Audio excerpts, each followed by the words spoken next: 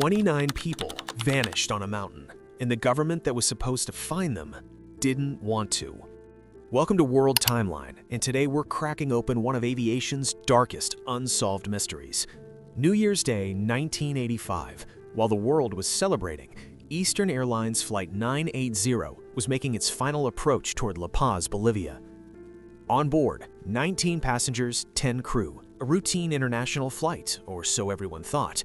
At 9 p.m., the Boeing 727 slammed straight into Mount Illimani, one of the highest peaks in the Andes, sitting at over 20,000 feet. No distress call, no warning, just silence. And then it gets strange. Rescue teams located the crash site, they saw the wreckage, they confirmed the impact zone. But when they got there, no bodies, not one. Out of 29 people, 0 remains recovered. 29 human beings gone on a frozen mountain with nowhere to go.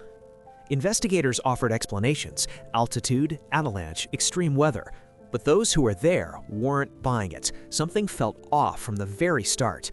Every commercial aircraft carries a black box, the flight data recorder and cockpit voice recorder. They're built to survive almost anything.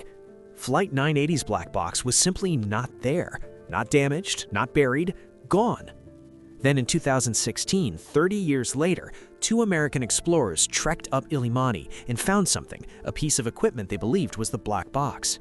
Labs analyzed it. It was just the outer casing, the shell. The actual recorder, the part that stores the data, was missing. Someone or something had stripped it out.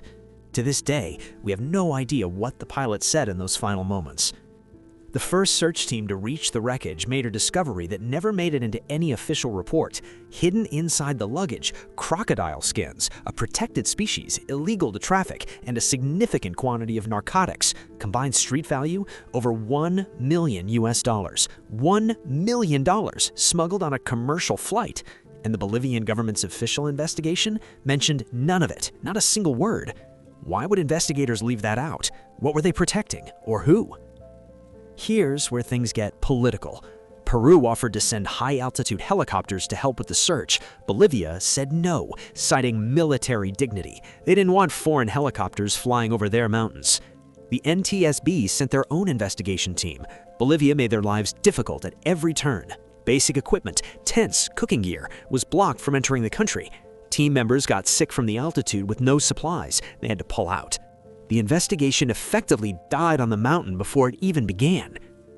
The first mountaineer to reach the crash site noticed something that shook him. Footprints in the snow, following his team up the mountain. Someone had tracked him, and he never saw who.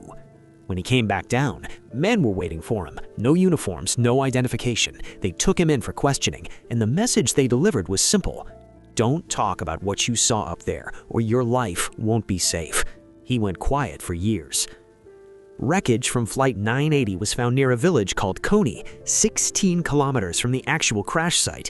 Debris doesn't travel 16 kilometers on its own through the Andes, not without help. And then there's this. Among the passengers was the director of the U.S. Peace Corps Bolivia Division, and the U.S. ambassador to Paraguay had originally booked a seat on this exact flight, but changed his plans at the last minute. Was this a tragic accident, or was someone on that plane specifically a target? No bodies, no black box data, smuggled contraband that disappeared from official records, a government that blocked every attempt to find the truth, a witness threatened into silence. 40 years later, Flight 980 still has no real answers. So here's what I want to know from you. Do you think this was an accident, or was someone making sure those 29 people were never found? Drop your theory in the comments. I read every single one.